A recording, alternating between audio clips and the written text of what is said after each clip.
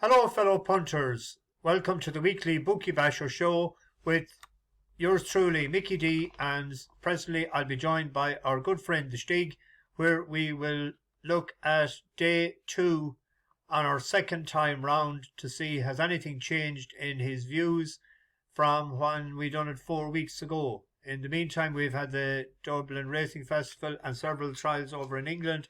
So looking forward to see what his opinions are right now. Recording this at 3 o'clock on Thursday, and we will see what tickled the Stigs fancy in the past week first. Three horses, Mickey, tickled my fancy over the last week or so, and I'm going to start off this week by talking about a horse called the Blazing Cal, who won the Boyne Hurdle on Sunday after being off the track for 400 plus days. He gave £5 to meet and greet and won pretty comfortably by 3 lengths in the end. Now there's a form line between meet and greet and Home by the Lee, who's currently favoured for the Stairs Hurdle, and I think Blazing Cal saw him off pretty easily in the end and has plenty more left to give, especially after his first run back after such a long layoff. The second horse that tickled my fancy was a horse that ran Sunday in the 3:30 in Exeter, and it's a horse that I'd be very, very worried about against Ashrow Diamond, and it's a horse called Lucia. Now, she was very, very impressive. She showed that she had a big engine. She flattened hurdles, didn't jump great, but still won in an absolute canter. So she will be a lively, lively contender now. I know a lot of people will be sweet on her for the Mayor's Novice, but just at the prices, she's currently around 13 to 8.64 for the Mayor's Novice. I'm still happy to be on Ashrow Diamond at around 6s, and I think this will be a great match in Cheltenham. The last horse that tickled my fancy is a horse that ran in the 2:10 in Navan on Sunday, and it's a horse called Hunter's Yarn, who beat Imagine by 6 lengths. American Mike was a no-show in the race, but Hunter's Yarn, you could almost call the winner nearly a mile out. He was travelling all over the field. Like Lucia, he didn't jump very well, but showed again a massive engine and a bit of a springer now in the Supreme. But I think he will have to sharpen up his jumping if he wants to play a hand in that. Thanks for that, Stig. And staying with you, we will see, did you put anything into your notebook since we spoke last? Now, my notebook horse this week is a horse in the JP McManus colours, and it's a horse called I Know the Way You're Thinking. And I have a funny feeling I know the way Gavin Cromwell is thinking, and I think that the target is going to be the Martin Pipe with this horse in Cheltenham. Current rating of 137, has been an eye catcher in his last 2 runs. Will be targeted towards the Martin Pipe, I think, and like we often see with these JP McManus horses, they can come up well handicapped in these type of races, and he's definitely one I'm going to be keeping an eye on for the festival.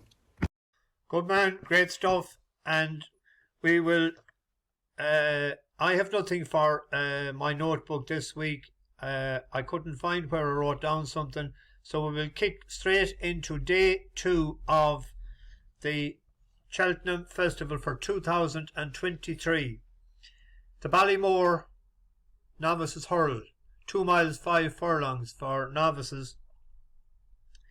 We spoke about this 4 weeks ago, and nothing has changed much at the top of the market.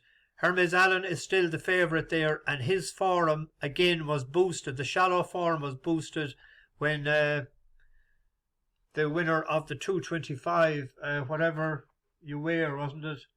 A good winner for us, bolted up. So for the first time in a few years, the shallow form looks very strong. 8 of the last 10 winners of this were Irish trained, and in the last 10 years, 20 of the placed horses, so that was 20 out of 30, were Irish trained, and there were 1, 2, 3 last year. The English had the 1, 2, 3 in 2017. Sir Gerhard won it last year. Willie Mullins has won 3 of the last 10, and Gordon Elliott has trained 2. And Willie Mullins has had 10 of the 30 placed horses in the last 10 years. What is your view at this point, 4 weeks on from your last opinion? So returning back to day 2 of the Cheltenham Festival, we're looking at the Ballymore. Now, when I initially spoke about the Ballymore horses that I talked about were Hermes Allen, Impere Pass and Good Land. Now, my opinion hasn't really changed much on this race. I know Hermes Allen got a boost today with You Wear It Well, winning quite well on the day by 7 lengths or so. But my opinion still lies with Impere Pass and Good Land, and I think the Ballymore is between these two. I hope Impere Pass is the one to take the step up. I think they'll still remain at 2 miles with Facile Vega. They've got Hunter's Yarn as well from the same owners, so I think they will send Impere Pass up towards the Ballymore, and I think this horse will be very, very hard to beat in this race, because you often hear jockeys say that you need a speed horse to win a Ballymore, and this horse's jumping is going to be a massive asset for it in the Ballymore, and also it looked a speedy type of winning the Moscow Flyer. The other horse that you can't discount is Good Land, especially with Barry Connell being so bullish about him. And obviously he had this horse for the Ballymore in the back of his mind, because earlier on in the season when people were asking about Marine Nationale going up in trip, he had no problems in saying he'll be sticking to the 2 miles, with obviously a view to putting Good Land in the Ballymore. So this is heating up to be a good race, but I think I'd just side with Impere Pass if he goes here. We'll move on to the second race on the Wednesday. Is the Brown Advisory, formerly known as the RSA. It was won last year by Lame Press, trained by Venetia Williams. The last 10 years there were 6 English trained and 4 Irish trained. Willie Mullins has trained 2 and Nicky Henderson has trained 2. Jerry Calam is gone favourite since we chatted last, I think. So what is your view of that race right now? The next race we're going to preview is the Brown Advisory. Now, I tipped up as my initial selection in this race as Jerry Calam, who was currently around 9 to 1 at the time. He's gone down as far as 2s, and I am sticking with Jerry Calam. I think he was very impressive in Sandown when he won over 2 mile 4, which would have been on the sharp side for him, and I think he showed us that he's a lot more ground versatile than what we initially thought. I initially thought that he would need soft to heavy ground to be at his best, but he showed us that even in a distance that was inadequate and on ground that we thought mightn't have suited, he still stayed on very well to win going away. So I'm very happy to stick with Jerry Calam in the Brown Advisory. Race 4 on the Wednesday is the Champion Chase, the Queen Mother Champion Chase. Always a fast run affair at 2 miles. Well, 20 yards short of 2 miles. Energumene won it last year for Willie Mullins. That was Willie's first time winning it. 7 of the last 10 winners were English trained, and 4 of those 7 were Nicky Henderson trained. Since we last discussed this race, Energumene got beaten in England, and there'll more than likely be only 6 runners at most in this. There's 11 entered, but looking at them there, probably Chacans Poursoir won't, Captain Guinness won't, Course of Blind probably won't, Blue Lord will probably step up to the Ryanair. So I know you were sweet on Energumene the last time, so let's hear from you this time, Stig. Moving on then to the Champion Chase. This took a bit of a shake-up a few weeks ago with Editor Degit lowering the colours of Energumene and Edwardstone, but I think I will still stick with Energumene, the current Champion Chase winner, and I think they will change the tactics on him in order to get the best out of him. I don't think Energumene was ever a hold-up horse. I think he's best when he jumps out from the front, attacks his fences, and really gallops horses into submission, and I think that's the change in tactics we're going to see that's going to bring out the best in him. Now, that will also suit Edwardstone in that he's going to track the pace. Editor Degit's going to be up there as well, but I just think Edwardstone will find it a bit hard to reel in Energumene if he gets rolling on the front end, so I'm going to stick with Energumene in the Champion Chase. Thanks for that. On to the bumper. It's on the last day. It was the 4th race that we looked at the last time. Facile Vega won it last year. 9 of the last 11 winners were Irish trained, and 6 of those 9 were trained by Willie Mullins.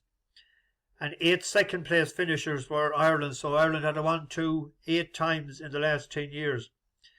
Your pick, I think the last time, was Chapeau de la Soil. Since then, Queen's Gamble, I think, was 8-1 the last time. It got beaten in a listed affair in Market Race, and that has drifted out now there to 16s at best. A Dream to Share won at the Dublin Racing Festival. That has come in from 20s into a best price there, 6-1. Fun also won at the Dublin Racing Festival. That may likely go to the entry bumper, the listed affair, because it's in the same ownership as It's For Me. But what is your take on it right now? Moving on to the champion bumper, my initial selection in this was a horse called Chapeau du Soleil, and I'm still siding with him, even though we haven't seen him in quite a number of months. I just hope that they're working their magic in Close Sutton with him, getting him to settle a bit better and allowing him to get more experience at home, because we haven't seen him on the racetrack. He can't blot his copybook if he hasn't been seen. Although we have seen a few good bumper horses come out this year, I think, so far, in A Dream to Share, who won the bumper in Leopardstown, and I think it's really eye-catching when that camera angle, the side shot in Leopardstown, where you could see him loom up on the outside and really just kick clear in the last 2 furlongs. So he will definitely go there with a chance as well. And obviously I put up It's For Me to keep an eye out on earlier on in the season, and he's been very impressive in that bumper as well, and we obviously haven't seen him since. But I think Chapeau du Soleil will be ridden by Paul Townend in the bumper, and I think that's no negative at all. So I hope that he will get there in one piece and that we will see him in action. Thanks for that, Stig. The third race on the card on the Wednesday is the Coral Cup. It's an open, always an affair over 2 miles 5. The last 10 years, 5 Irish trained and 5 English trained, and Ireland had the 1, 2, 3 in it last year, and 3 of the last 10 has been won by Nicky Henderson. We don't know what's going to line up in that. There's 2 horses there, 2 Irish trained, HMS Seahorse. That was 4th in the Boodles last year of 128. It's in the 130s now, having won last time out. Winter Fog was 4th in the Pretense of 138 last year, and it hosed up at Christmas there over 2 miles on his first run for Willie Mullins. We tipped it up that day 7s and won it 11-2. It has went up, that was of 136. It's gone up now £12 to 138, so there'll be the English tax will have to go on top of that, so that'll be into the 140s. Will it go county over 2 miles, or will it go on this over 2 miles 5? Have you any? Nicky Henderson, I think, has won 3 of the last 10 of this as well. Any view on that in the Coral Cup, Stig? Present moment in time, Mickey, I don't have a selection for the Coral Cup. I think you could spend a lot of time going through the field, looking at form, and then find out that the horse you really fancy doesn't turn up or get declared. So I don't want to waste any time on it. So I'm going to wait for final declarations. Race 5 on the Wednesday is the cross-country chase, won last year by Delta Work. It beat Tiger Roll in its last race. 4 of the last 5 winners have been owned by Gigginstown, and the other 3 in the last 8 years has been JP owned. 8 of the last 10 have been Irish trained, 1 English and 1 French, which was Easyland in the JP colours a couple of years ago. Delta Work will be very, very hard beaten in this, I think, granted a free round. He's the classiest horse in the field. Any view on that, Stig? The cross-country chase is a race that I think boils down to 2 horses, and there's news this week that has broke that Gordon Elliott is training Galvin for the cross-country chase, and that is the race that he has in mind for him, and he's hoping that, all being well, he will get there. Now, this makes the race a bit trickier than what I initially thought, because I thought Delta Work was an absolute banker for the week. I still think he is probably my nap for the whole Cheltenham Festival, is Delta Work, even if Galvin turns up. I've been tucking into 5-2 as far as even money on Delta Work, and I think that with a clear round, he's just going to be very, very hard to beat. He obviously lowered the colours of Tiger Roll last year. He had a nice spin around there in the Brien hurdle last weekend, and he ran very well, carrying a lot of weight in the cross country in Cheltenham a few weeks ago as well. So I think Delta Work is my nap of the Cheltenham Festival. And the penultimate race on the second day is the Grand Annual Chase. 6 of the last 10 winners have been trained in England and 4 Irish. It used to be the last race a few years ago in the meeting when people used to be always looking out for a Nicky Henderson trained horse.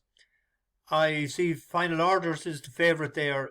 That is, talk about that going to the Arkle, and as it's a small horse, he probably won't run it in this because it'll be carrying top weight. The interesting one there is Econ Risk. Won the Betfair last week, and it's supposed to be going for this. So have you any view on that, Stig?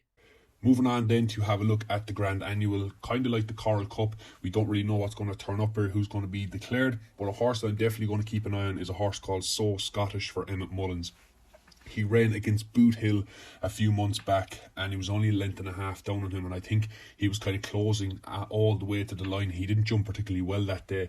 He's currently off a mark in 130s. I think he's the high 130, so 138 I think, and I think he has a lot of improvement in that mark.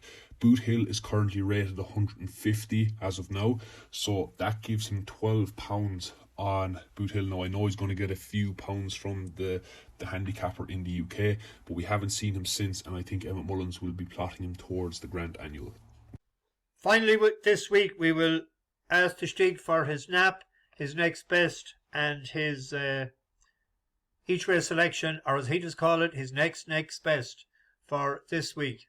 So kicking off my selections this week, I'm going to start with the nap, which is going to be Haut Couleurs, who runs in Gowran Park on Saturday.